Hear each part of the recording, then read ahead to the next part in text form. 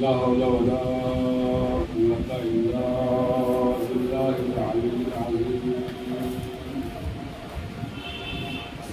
حسبنا الله ونعم الوكيل نعم المولى ونعم النصير بسم الله الرحمن الرحيم الحمد لله الذي لا يبلغ مدحته القائلون ولا يحصي نعماه العادون ولا يعدي حقه المجتهدون فترى الخلائق بقدرته ونشر الضياء برحمته وابتدى بالسحور ميلان عروسه والصلاة والسلام على سيدنا ومولانا حبيب قلوبنا والطبيب نفوسنا أبي القاسم المصطفى محمد اللهم صل على محمد وعلى محمد وعلى آله الطيبين الطاهرين المعصومين الذين أذهب الله عنهم الرجس وطهرهم تطهيرا اللهم صل على محمد وعلى محمد ولعنة الداعين على أعدائهم أجمعين في يومنا هذا إلى قيام يوم الدين أما بعد فقد قال الله تبارك وتعالى في كتابه المبين وهو أصدق الصادقين وقوله الحق بسم الله الرحمن الرحيم إن الدين عند الله الإسلام اللهم صل على محمد وعلى محمد قرآن کریم پروردگار عالم یہ ارشاد فرما رہا ہے ان الدین عند اللہ الاسلام بے شک اللہ کے نزدیک اگر کوئی دین ہے تو وہ فقط اور فقط دین نبوی اسلام ہے. بندے اگر اس کے پیروکار ہوں گے تو راہ راست پر ہیں. اور خدا کا لاکھ لاکھ شکر ہے کہ اس نے مجھے قرار کو اس دین نبوی اسلام کے ماننے والوں میں قرار دیا. اس کا لاکھ لاکھ شکر ہے کہ اس نے مجھے اور آپ کو ان لوگوں میں قرار دیا کہ جو اہل بیت کے جاننے والے اور ماننے والے ہیں. اس کا لاکھ لاکھ شکر ہے کہ اس نے مجھے اور آپ کو ان لوگوں میں قرار دیا کہ جو دین کے ماننے والے دین پر عمل کرنے والے ہیں. اس کا لاکھ لاکھ شکر ہے کہ اس نے مجھے اور آپ کو ان لوگوں میں قرار دیا کہ جو امام کو ماننے والے اور امام کی ماننے والے بھی ہیں. اس کا لاکھ لاکھ شکر ہے کہ اس نے مجھے اور آپ کو مسلمان قرار دیا. اس کا لاکھ لاکھ شکر ہے کہ اس نے یہ توفیق دی کہ نماز میں حاضر ہوں. اس کا لاکھ لاکھ شکر ہے کہ اس نے توفیق دی نماز جماعت میں اول وقت حاضر ہوں. اس کا لاکھ لاکھ شکر کہ اس نے یہ توفیق دی نماز جمعہ کے ان خطبات کے اوائل میں ہم حاضر ہو سکے کہ جن کو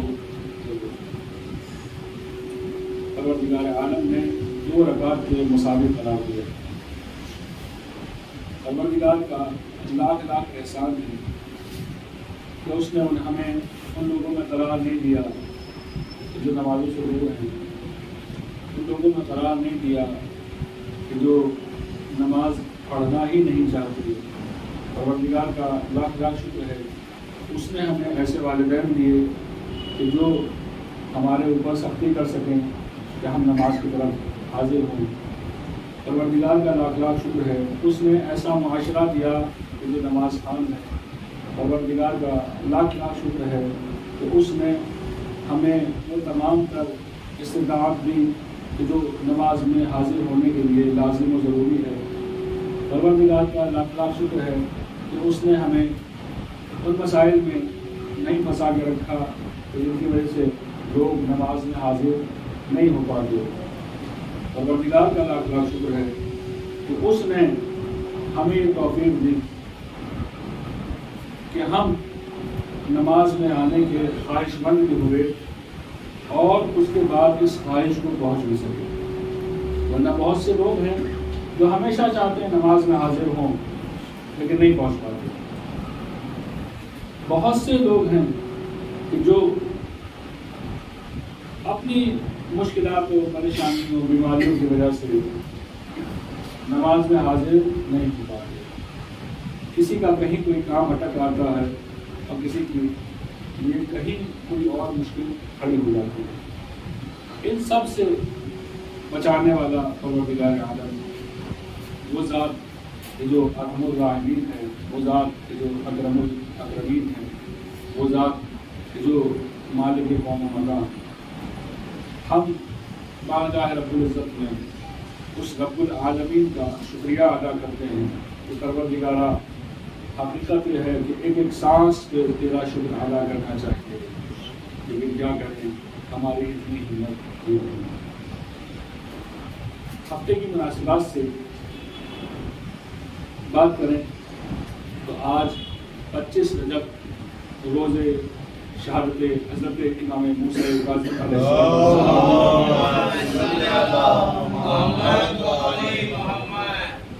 آج کا روز بے حد غم و اندوہ کا روز ہے کہ جس میں ہمارے اور آپ کے ساتویں امام موسیٰ کاظم علیہ السلام کو زہر دے کر شہید کر دیا گیا۔ انشاءاللہ بعد نماز جمعہ ایک مجلس کا انعقاد کیا گیا ہے، اور میری سے گزارش ہے کہ مجلس میں حاضر ہو کر دنیا آخرت کی نیکی کو اپنے حصے میں لیں، اور ہم سب کا فریضہ بنتا ہے کہ جو مناسبات آتی چلی جائیں ان سب کے اوپر ہم لوگوں کو مجالس اور محافل کے پروگرامس کرنے چاہیے۔ اللہ سے دعا کرتا ہوں کہ پروردگار اس عمل میں بھی ہمیں توفیق عنایت فرمائے اور زیادہ سے زیادہ ان تمام کاموں کی توفیق عنایت فرمائے۔ البتہ آج کا روز شہادت امام ہفتم اور کل روز وفات جناب ابو طالب علیہ السلام 26 رجب۔ کل کا دن 26 رجب وہ دن ہے کہ جس دن جناب ابو طالب علیہ السلام کی وفات 10 بعثت میں ہوئی۔ یہ اتنا زیادہ سخت صدمہ اللہ کے نبی کے لیے تھا کہ چونکہ 10ویں سال میں ہی جناب ابو طالب کی وفات ہوئی، اور ساتھ ہی ساتھ اسی رمضان میں اسی سال کے 10ویں سال کے 10ویں بعثت کے 10ویں سال میں جناب خدیجہ کی وفات ہوئی۔ یہ دونوں وفات، یہ دونوں انتقال اللہ کے نبی کے لیے اتنے زیادہ سخت تھے کہ تاریخ میں اس سال کو عام الحزن یعنی غم و اندم کا سال تھا۔ یعنی جناب ابو طالب علیہ السلام یہ وہ شخصیت ہے کہ جو اس طریقے سے آپ نے حفاظت اللہ کے نبی کی کہ کبھی ان کے بستر پر اپنے ایک بیٹے کو لٹایا کرتے تھے، کبھی دوسرے بیٹے کو لٹاتے تھے، کبھی تیسرے بیٹے کو لٹایا کرتے تھے، اور اس ڈر سے کہ کہیں لوگ آ کر آپ کو نقصان نہ پہنچا دیں، الغرض 26 رجب روز وفات جناب ابو طالب علیہ السلام ہے. اس کے بعد جو روز ہے وہ روز ہے 27 رجب. اس دن میں دو اہم واقعات ہیں. ایک عید معراج ہے کہ اس دن اللہ کے نبی کو معراج ہوئی تھی. آپ خانہ کعبہ سے بیت المقدس گئے, بیت المقدس سے پھر آپ ساتویں آسمان پر گئے اور آپ جنت گئے اور آپ نے دوزخ کے دن بعض مناظر کو دیکھا. اس میں بہت سارے لوگوں کے حالات کو روایات میں باقاعدہ بیان کیا گیا کہ وہ عورتیں جو پردہ نہیں کرتی ان کا کیا حال ہوگا, وہ لوگ جو چغلی کیا کرتے ہیں, وہ لوگ جو بدزبانی کیا کرتے ہیں, ان کا گناہ, ان کا جو سزا اللہ کے نبی نے بیان کی وہ یہ بیان کی کہ جب میں روز معراج میں گیا تو میں نے بعض لوگوں کو دیکھا کہ بعض لوگ زبانیں جو ہے ان کی زخمی کی جا رہی ہیں, گدیوں سے لٹکا کے انہیں زبان کے بل لٹکایا جا رہا. پوچھا یہ کون لوگ ہیں؟ فرمایا کہ یہ وہ لوگ ہیں کہ جو دنیا میں لوگوں کی غیبت کیا کرتے ہیں, جو دنیا میں لوگوں کی غیبت کیا کرتے ہیں. الغرض 27 رجب روز معراج بھی ہے, لیکن ساتھ ہی ساتھ یہی روز ہے کہ جس دن اللہ کے نبی کو نبوت دی گئی اور اعلان نبوت ہوا.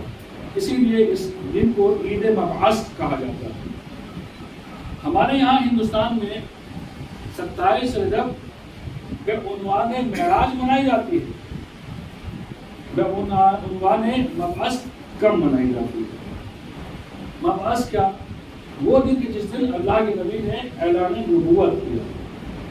اور اگر ہم مسلمان اس چیز کو زیادہ اظہار کریں, چونکہ جب ایک غیر آدمی سے کہا جاتا ہے, اس کے سامنے ذکر ہوتا ہے کہ آج کے دن اللہ کے نبی معراج پہ گئے تھے, خانہ کعبہ سے بیت المقدس گئے تھے, وہاں سے آسمانوں پہ گئے تھے, جنت گئے تھے, جہنم گئے تھے, تو غیر آدمی کے اوپر اس کا کوئی خاص اثر نہیں پڑنے والا. مسلمانوں کے لیے فضیلت ہے وہ الگ چیز ہے. غیر آدمی کے اوپر اس کا کوئی خاص اثر پڑنے والا نہیں ہے. غیر آدمی کے لیے اگر آپ عید مبعث کو بیان کریں, عید بعثت کو بیان کریں کہ یہ وہ دن ہے کہ جب اللہ کے نبی غار حرا میں عبادت میں مشغول تھے, پروردگار عالم کی طرف سے فرشتہ وحی نازل ہوا اور اس نے سب سے پہلی وحی جو اللہ کے نبی کے اوپر کی تو کہا اقرأ بسم ربک الذی خلق, پڑھو اپنے اس رب کے نام سے جو جس تمہارا پیدا کرنے والا ہے. اقرأ بسم ربک الذی خلق خلق الانسان من علق, وہ اللہ کہ جس نے انسان کو ہڈی کے بلکہ گوشت کے دوتڑے سے پیدا کیا. یہاں پر جو لوگ سائنس پڑھنے والے ہیں, جو لوگ دنیاوی علوم کو پڑھنے والے ہیں, وہ اس نقطے کے ذریعے سے اس بات کی وضاحت کر سکتے ہیں کہ دیکھو دین مبین اسلام وہ ہے کہ جب پہلی بار کہ اس دنیا میں پروردگار کی طرف سے وحی ہوتی ہے تو پڑھنے کے بارے میں بات کی جاتی ہے کہ پڑھو. دوسری بات جو اس میں کی جا رہی ہے کہ دیکھو سائنٹیفکلی بات کی جا رہی ہے کہ پروردگار وہ ہے کہ جس نے علق یعنی گوشت کے لوتھڑے سے انسان کو پیدا کیا. علم الانسان ما لم یعلم, انسان کو اس نے وہ سکھایا کہ جو وہ نہیں جانتا. یہ پہلی وحی. اس پہلی وحی کے بارے میں دوستان اگر انٹرنیٹ سے بھی خالی ترجمہ ہے اس کا تنزیل.net سے علامہ جوادی کا ہندی کا یا اردو کا ترجمہ لیں اور اردو کا ترجمہ لیں, یا فرمان صاحب کا ہماری ویب سائٹ سے shahidalami.com سے ترجمہ اس آیت کا لیں اور لے کر اس کے بارے میں تھوڑی سی وضاحت کریں. تو حقیقت یہ ہے کہ اس عید کو منانے کا ایک بہترین طریقہ کار یہ ہوگا کہ ہم لوگوں کے سامنے اس دین کو پھیلائیں اس زمانے میں بھی جہاں طالبان ایک مسلمان حکومت کے نام سے تعلیمی نصاب کو روک رہا ہے، عورتوں کی تعلیم کے اوپر پابندی لگا رہا ہے۔ اس زمانے میں اگر ہم لوگ اس بات کو اجاگر کریں کہ دیکھو ہمارا دین جو ہے وہ دین ہے کہ جس کی شروعات ہی علم کے ذریعے سے ہوتی ہے،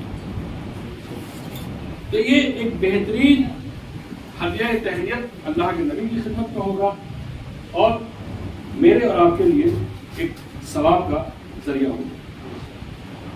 اس ہفتے کی جو چوتھی مناسبت ہے، پہلی مناسبت جیسا کہ بیان کیا آج کا روز شہادت امام موسیٰ کاظم علیہ السلام،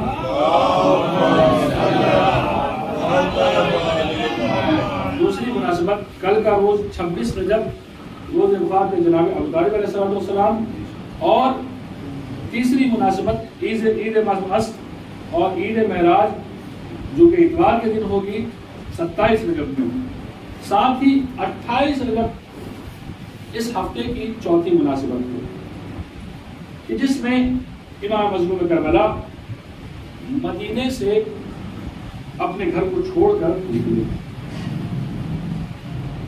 اور آپ صرف نکلے نہیں ہیں بلکہ یہ بیان کرتے ہوئے نکلے ہیں کہ میرے جیسا یزید جیسے کی بیعت نہیں کرے گا، جو میرا چاہنے والا ہوگا وہ ظالم کے ہاتھ میں ہاتھ نہیں دے گا، جو میرا ماننے والا ہوگا وہ ظالم کی ہاں میں ہاں نہیں ملائے گا، جو میرا چاہنے والا ہوگا وہ ظالم کے اعمال کے اوپر کبھی بھی راضی نہیں ہوگا۔ ساتھ ہی امام نے یہ ارشاد فرمایا جب ابن عباس نے پوچھا کہ آقا آپ کس لیے مدینے سے جا رہے ہیں؟ امام نے فرمایا کہ میں کسی لڑائی اور جھگڑے اور فساد کے لیے مدینے سے خروج نہیں کر رہا، بلکہ میں مدینے سے نکل رہا ہوں تاکہ میرے جد نانا کی امت کی اصلاح ہو اور امر بالمعروف ہو اور نہیں عن المنکر۔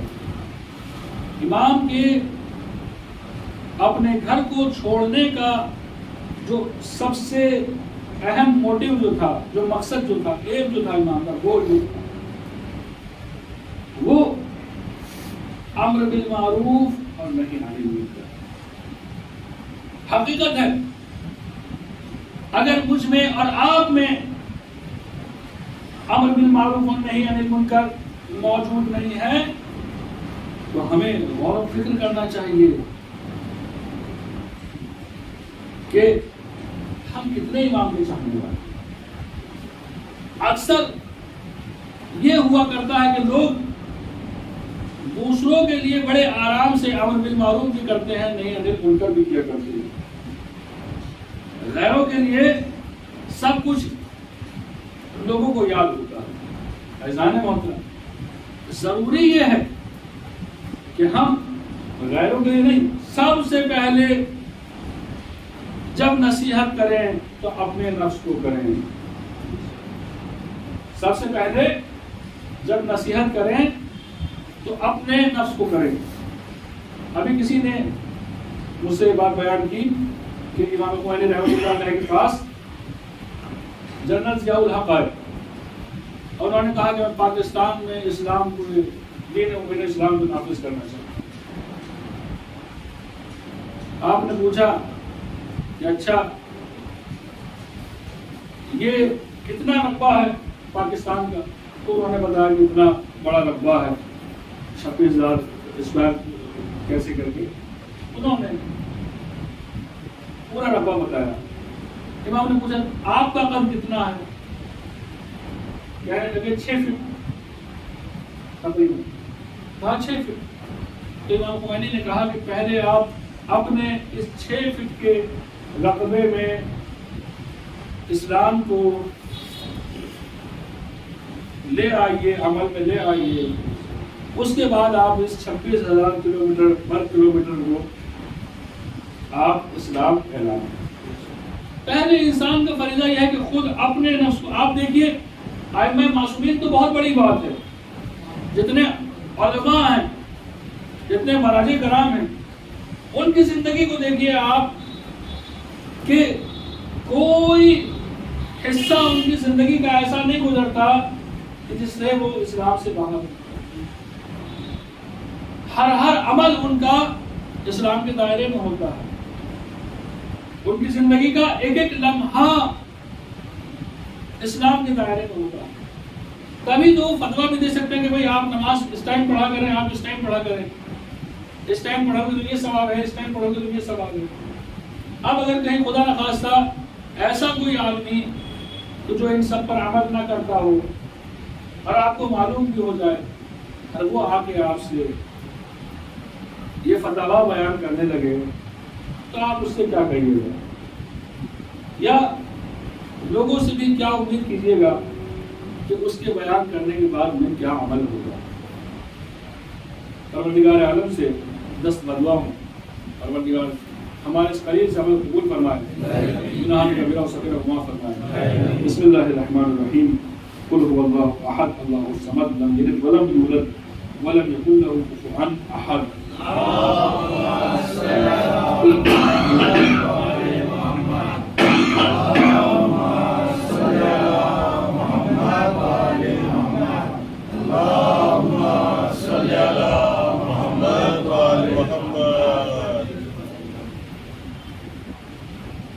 لا حول ولا قوة إلا بالله العلي العظيم، حسبنا الله ونعم الوكيل، نعم المولى ونعم النصير۔ بسم الله الرحمن الرحيم، الحمد لله الذي لا يبلغ مدحته القائلون ولا يحصي نعماه العاقلون ولا يعدي خلقه المجتهدون، قدر الخلائق بقدرته ونشر الرياح برحمته ووحد بالصخور الميدان عرضه، والصلاة والسلام على سيدنا ومولانا حبيب قلوبنا وطبيب نفوسنا بالقاسم المصطفى اللهم صل على آله الطيبين الطاهرين المعصومين الذين أذهب الله عنهم الرجس وطهرهم تطهيرا اللهم صل على محمد وآل محمد على أعدائهم أجمعين ومن هذا إلى قيام يوم الدين، أما بعد فقد قال الله تبارك وتعالى في كتابه الكريم وهو أصدق الصادقين وقوله الحق، بسم الله الرحمن الرحيم، إن الدين عند الله الإسلام۔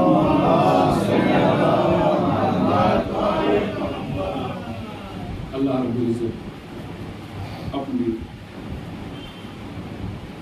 عزتدار کتاب میں عزتدار لوگوں سے ایک عزت کا کلام بیان فرما رہا ہے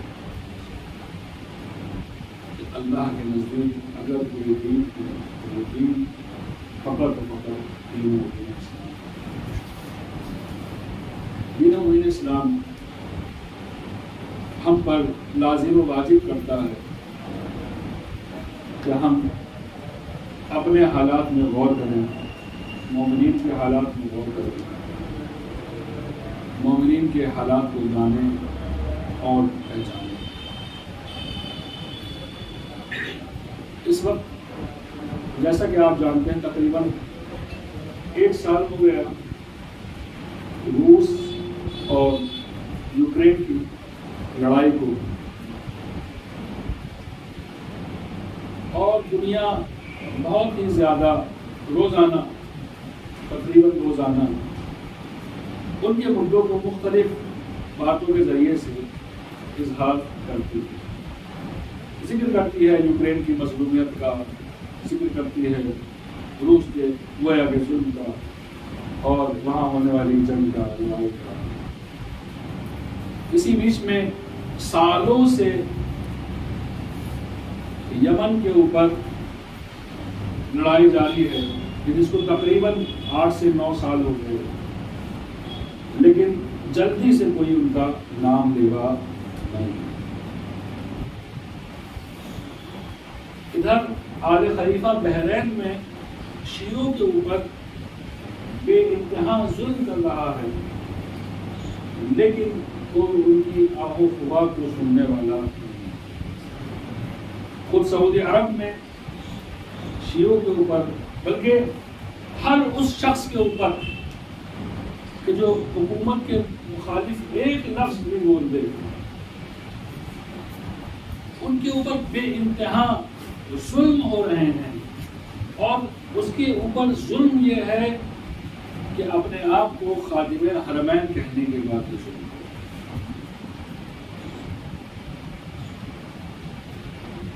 ادھر فلسطین کے حالات ہمیشہ کی طرح سالوں سے بگڑے ہوئے ہیں۔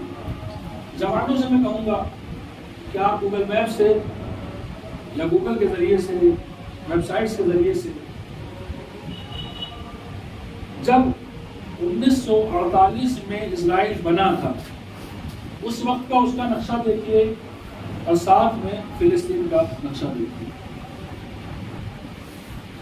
اور سال کے حساب سے اس نقشے کو آپ دیکھتے چلے جائیے کہ پہلے فلسطین کتنا بڑا تھا اور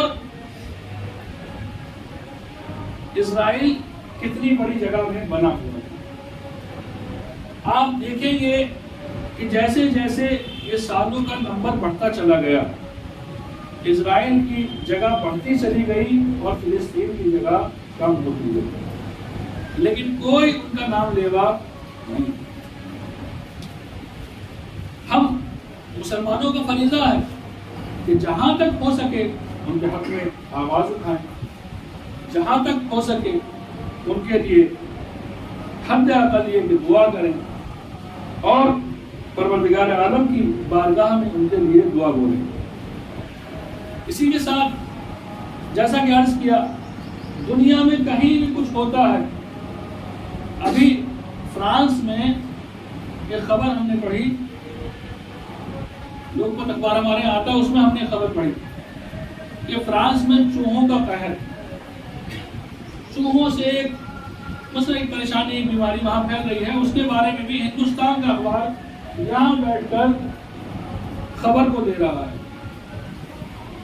لیکن ابھی ترکیہ، وہاں کتنی مشکلات اور پریشانی ہیں۔ آج ہم نے پڑھا کہ 43,000 سے زیادہ لوگ ترکی اور شام میں مر چکے ہیں۔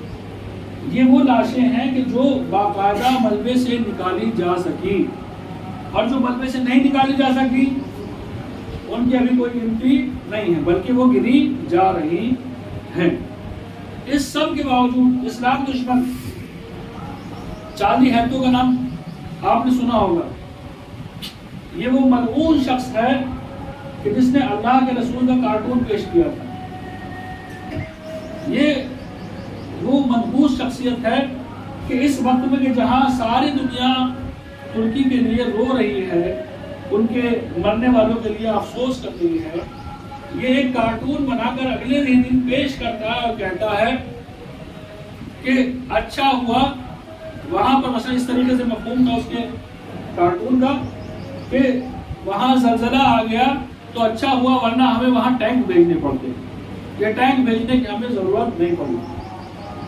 ذلیل سے ذلیل انسان بھی ہوتا ہے جو کسی کے ہاں ہونے والی موت کے اوپر اس طرح کا تبصر نہیں کرتا۔ آپ دیکھیں کہ اسلام دشمن طاقتیں کیا کر رہی ہیں، اور اس کے مقابل میں امیر المومنین کا قول ہے الناس نیام اذا ماتوا انتبہوا، کہ لوگ سو رہے ہیں، جب مریں گے تب متنبہ ہوں گے کہ ہم کیا کر رہے تھے، تب وہ جاگیں گے کہ لوگ ہمارے اوپر کتنے ظلم کر رہے تھے، ہمارے لوگوں کے اوپر کتنے ظلم کر رہے تھے، لیکن ہم بس اپنا دامن بچا بیٹھے تھے۔ کہ دعا کے الفاظ بھی ہماری زبان سے نکلنے والے ہیں۔ بارگاہ رب العزت میں دعا کرتا ہوں، پروردگارا آخری حجت کو بھیج کہ جو ان تمام مسائل کا حل ہے. پروردگار درود و سلام بھیج حضرت محمد مصطفیٰ صلی اللہ علیہ وآلہ وسلم پر. درود و سلام بھیج حضرت فاطمہ الزہرا سلام اللہ علیہا پر. درود و سلام بھیج مولا علی بن ابی طالب علیہ السلام پر. امام حسن مجتبی علیہ السلام پر. شہید کربلا امام حسین علیہ السلام پر.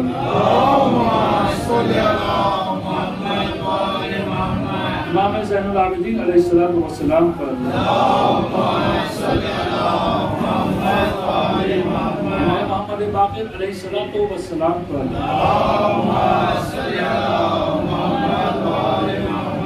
امام جعفر صادق علیہ السلام پر. امام موسیٰ کاظم علیہ السلام پر. امام علی رضا علیہ السلام پر.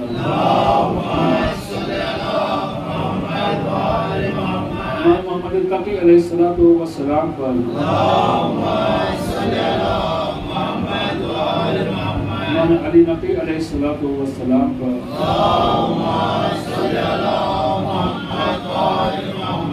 امام حسن عسکری علیہ السلام پر.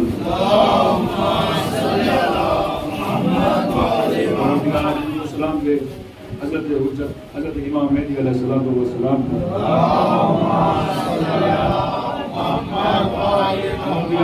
ہمارے اس قریب سے ہمیں قبول فرما. گناہ کبیرہ و صغیرہ معاف فرما. مشکلات کو آسان فرما. پریشانیوں کو دور فرما. امام اٹھے ہوئے ہاتھوں کے اوپر اپنی رحمت نازل فرما. برکت نازل فرما. مغفرت نازل فرما. امام کے واسطہ اہل بیت علیہ السلام کا جو اولاد عطا فرما. جو بے گھر ہے گھر عطا فرما. جو بے سہارا سہارا عطا فرما. معبود تجھے واسطہ اہل بیت علیہ السلام کا. تجھے واسطہ امام سجاد علیہ السلام کا. جو بیمار ہے ان کو شفا کلی عاجلی عنایت فرما. جو زمانے ظہور میں تعلیم عنایت فرما. ہم ان کے آوان انصار میں شامل فرما. ربنا تقبل منا انك انت السميع العليم. بسم الله الرحمن الرحيم. انا اعطيناك الكوثر فصل لربك وانحر ان شانئك هو الابتر. اللهم صل على